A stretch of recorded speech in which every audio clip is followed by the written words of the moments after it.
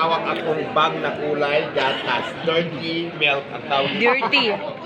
Gusto nyo ba ibag-reveal natin to?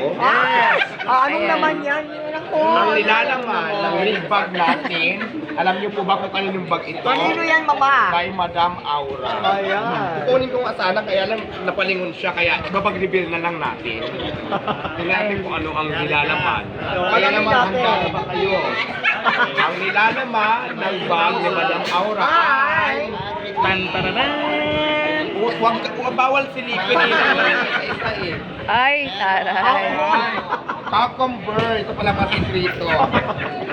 At syempre, may dalawa siyang mamahaling cellphone na fully paid. Fully paid ha? Hindi utang yan, ha? Oh. At syempre, mawawala dito ang pangritat. Ang pangritat si Madam Aura, blush on. Gamitin ko nga sana, wag na lang. Baka ma-allergic. At syempre, ang nilalaman na... Ay, ayan na. Ayan na. Huwag mong pagalan. Ma'am. Ibabalik ko, baka may mawala, mapagbintangan nyo ako. Tapos syempre, mawawala ang alcohol.